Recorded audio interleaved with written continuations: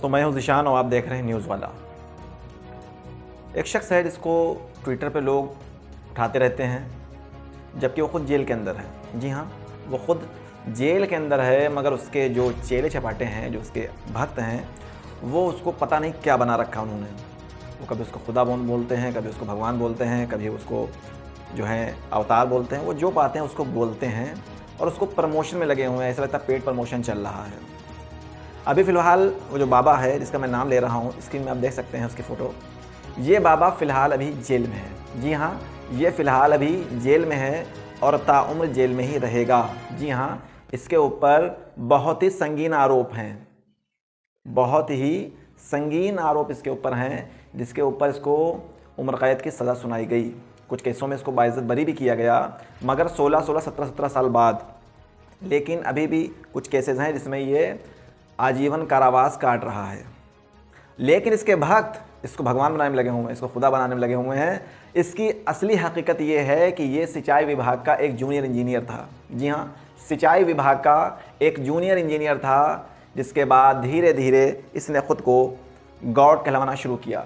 फिर इसने सूरह फुरकान की कुछ आयतों को तोड़ मरोड़ के दुनिया के सामने पेश किया। जी हाँ, कुरान की सूरह फुरकान की कुछ आयतों को गलत तर्जुमा करके इसने अपने आप को कबीर कहा, कभी कुछ कहा, कभी कुछ कहा। इस तरीके से लोगों को जो है उनका माइंड वॉश किया, उनका माइंड प्रोग्रामिंग की। इस तरह से लोगों को बहकाने, फुसलाने, बलगाने का काम किया। अब वो किताब छाप रहा है कि मुसलमान नहीं समझे कुरान का ज्ञान। अरे भाई, मुसलमान नहीं समझे, तुम कैसे समझ गए? तुम्हारे अंदर तो ज़रा सा भी तमीज़ नहीं इस चीज़ को समझने की, तुम कैसे समझ गए कुरान का ज्ञान? दूसरी तरफ जब हिसार पुलिस इसको गिरफ्तार करने गई है, तो ये इतना बड़ा अपराधी कि इसके लोगों ने पुलिस पे ही हमला कर दिया, जिसमें काफ़ी पुलिस वाले घायल भी हुए। जी हाँ, पुलिस वाले घायल हुए इसके लोगों की वजह से। इसका जो आश्रम हिसार का था, उसको पूरी तरीके से पुलिस ने घेर लिया था। कई हज़ार पुलिस लगाई गई थी। पुलिस का मानना है कि उनका 50 करोड़ रुपया खर्चा हो गया सिर्फ इसको पकड़ने में। इतना बड़ा अपराधी है जो आज अपने आप को गॉड बता रहा है, खुदा बता रहा है। इसके प्रवचन चलाए जा रहे हैं टीवी पे, ट्विटर पे तो जैसे बाढ़ आई हुई इसके भक्तों की। सुबह शाम एक हैशटैग चला करता है इसको लेके, जबकि गवर्नमेंट इसके ऊपर कोई बैंडिंग नहीं लगा रही है। इसकी तरफ से छापी जाने वाली किताबें जो हैं वो पूरी तरीके से मुस्लिम विरोधी, इस्लाम विरोधी हैं। ऐसे में हिंसा अगर फैल जाए, इसका जिम्मेदार कौन होगा? अगर कोई हिंसा फैल जाए, इसका जिम्मेदार कौन होगा? ये बाबा जेल के अंदर बैठ के बाहर अपने भक्तों से इस्लाम के विरुद्ध और यहाँ तक कि हिंदुओं के विरुद्ध भी बकवास करता रहता है। हिंदुओं को भी बोलता रहता है उल्टा सीधा कि तुम ऐसे नहीं, तुम ऐसे नहीं। सबके बारे में बोल रहा है। हर किताब से अपने बारे में कुछ ना कुछ निकाल लेता है। वो कभी हिंदू मज़हब की जो किताबें उनके अंदर से अपने लिए कोई मवाद निकाल के लाता है, फिर कुरान से अपने लिए लेके आ गया कि कुरान में मेरा जिक्र है और मैं कबीर हूँ। अल्लाह ने कहा कि बाखबर लोगों से कुरान समझो, तो अपने आप को बाखबर बता रहा है ये। नौज़ुबिल्लाह माज़ल्लाह सुम्मा माज़ल्लाह। तो ऐसे जाली बाबा जो अपने आप को दुनिया की तमाम किताबों से अपना थोड़ा थोड़ा सा निकाल के, जहाँ से इनका जो है मफाद हासिल हो सके, जहाँ से इनका जो है भला हो सके, क्योंकि इनको अपनी दुकान चलानी है, इनको अपनी सिर्फ दुकान चलाने से मतलब है। अब दुकान क्योंकि बंद हो रही है, तो इनको नज़र आया इस्लाम के नाम पे अभी अपनी दुकान चला सकते हैं। अभी मैं आपको स्क्रीनशॉट में दिखा रहा हूं कि हिसार पुलिस ने किस तरीके से इसको गिरफ्तार किया और गिरफ्तार करने के बाद उसका किस तरह उसके ऊपर पुलिस के ऊपर हमला हुआ। और हमले के बाद पुलिस ने इसको लगभग 8 दिन तक की ये युद्ध की तरह चलता रहा। पुलिस पे फायरिंग भी होती रही, क्रॉस फायरिंग होती रही दोनों तरफ से, और इसमें कुछ लोगों की जानें भी चली गई।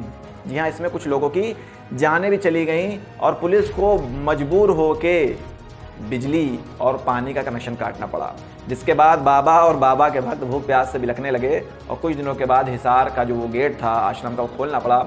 इसके बाद बाबा की गिरफ्तारी हुई और आज बाबा जेल के अंदर है। जी हाँ, वही बाबा जो अपने आप को बाखबर बता रहा है, अपने आप को कबीर बता रहा है, अपने आप को पता नहीं क्या क्या बता रहा है।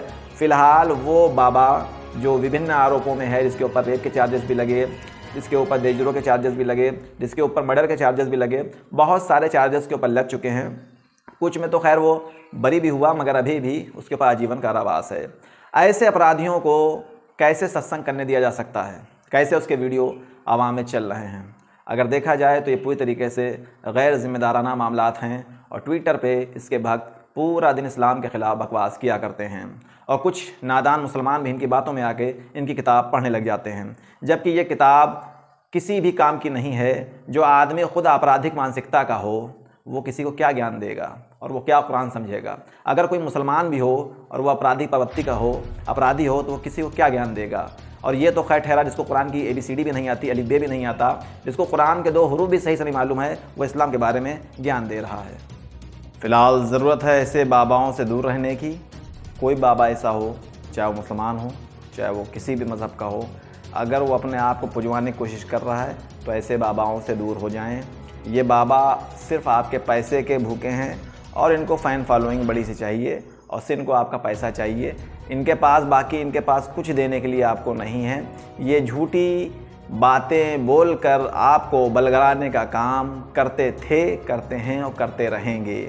फ़िलहाल ये बाबा अब जीवन अपना आगे का जेल में काटेगा और इसके भक्त जो पैसा कमा रहे हैं इस्लाम के नाम पे और किताबें फ्री में तकसीम कर रहे हैं, फ्री में बांट रहे हैं कि मुसलमान नहीं समझे कुरान का ज्ञान, ये एक झूठी और मनगढ़ंत किताब है।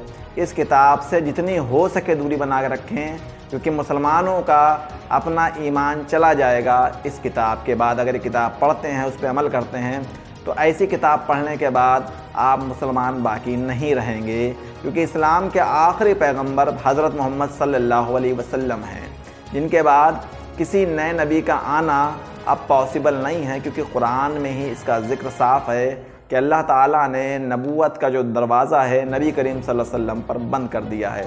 अब कोई नया नबी नहीं आने वाला है, लिहाजा ऐसे झूठे मक्कार दज्जालों से आप दूर रहें। और अगर न्यूज़ पसंद आई हो तो इसको शेयर कर दें और चैनल को सब्सक्राइब कर दें।